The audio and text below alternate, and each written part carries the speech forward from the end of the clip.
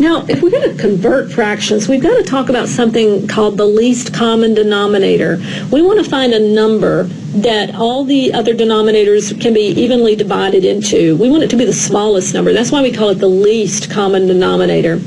So here's a way you can do this if the numbers are not readily apparent. And I've written the steps for you at the top of this page. First, you would factor each denominator to primes.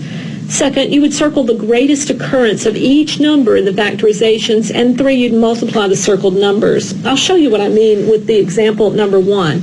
We're only working with denominators here, so we're only concerned with the 9 and the 15.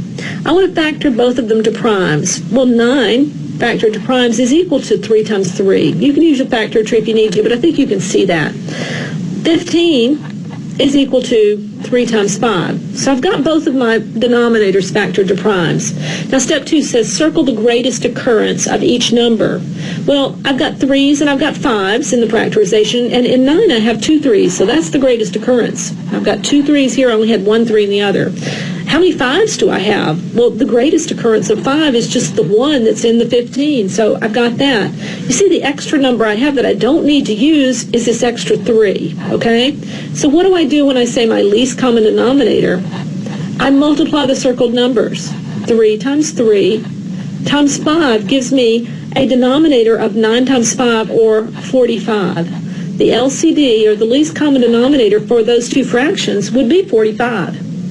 Let's try it again with another set of numbers, 36 and 24, in example 2. Now, one of these numbers is negative, but when we're doing LCD, we don't have to worry about that negative. We just want to worry about the factors of 36, which I'm going to have to factor. I'm going to say prime factors of 36. Let's see, 2 times 18, and 2 times 9, and 3 times 3. Those are the prime factors of 36. We've done this before. So 36, I'll write it up here, is equal to 2 times 2 times 3 times 3. What about 24?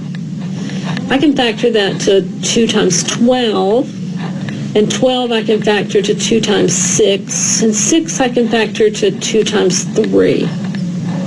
Okay, let's write it down. 24 is equal to 2 times 2 times 2 times 3.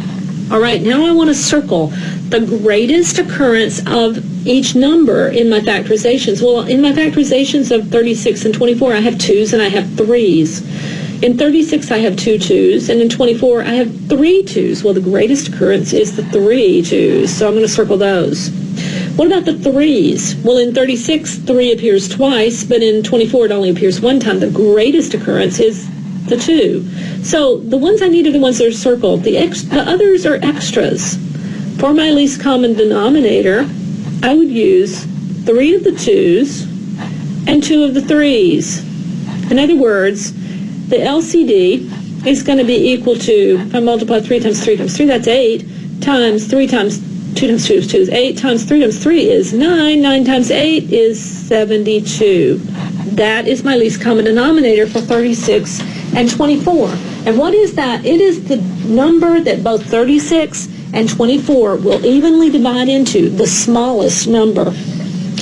Okay, let's look at when we have 3 factors or 3 fractions that we're working with. We got a 4 in example 3, a 14, and a 20. Well, I can tell what 4 is. 4 is factored to primes. It's 2 times 2. 14, I know that one too. 14 is 2 times 7. And 20, maybe I can do 20 in my head because I've done this so much now. It's 4 times 5, but 4 factors into 2 times 2 times 5. So I can sort of do these in my head a little bit. Now I want the greatest occurrence. What numbers do I need to use? 2's and 7's and 5's. I've got 2 2's in 4, 1 in 14, and 2 and 20, or rather 20. Okay, so I've got 2's. I've got 2 2's used. That's the most it's ever used, so I'm going to use 2 of them. 7 is just used once, and 5 is just used once. And those extra 2's are just extra. Least common denominator, it's going to be 2 times 2 times 5 times 7. In other words, that would be 4. See, isn't it? 4 times 35. Least common denominator, if I can do that correctly, is going to be 140. I believe that's right. 2 times 2 times 5 times 7. All right, example 4. 3 numbers I'm working with, 25 15 and 6. And remember, the negative doesn't really help us as far as least common denominator. We don't really use it for that. So 25, I know that one. Factors to prime, 5 times 5.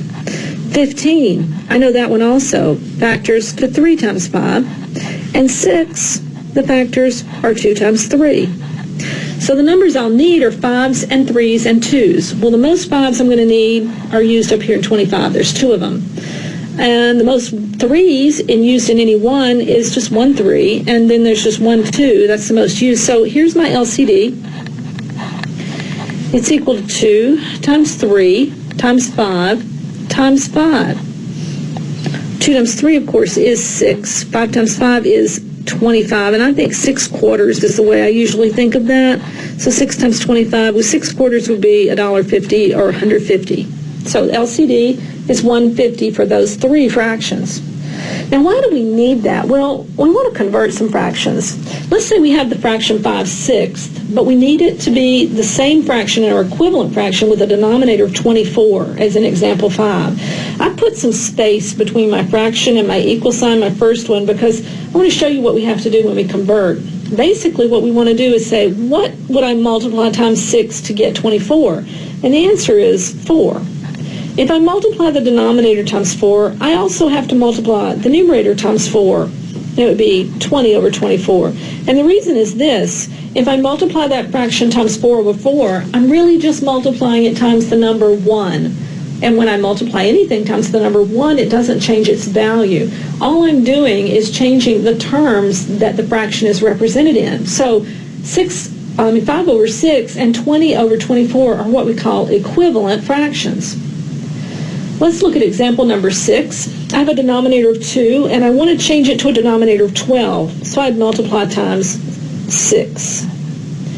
Therefore, I have to multiply that numerator times 6. 3x times 6 is going to give me 18x. My equivalent fraction, 18x over 12. Number 7, I have a 7/6. I need it to have a denominator of 36a. So what do I multiply times 6 to get 36a?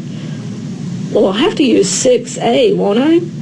So I'll use 6a in the numerator also, and that gives me a numerator of 42a. So 42a over 36a is my equivalent fraction. For number 8, I've got a denominator of 15. I want it to be 60. 15 times 4 will give me 60. So I must multiply the numerator times the same thing.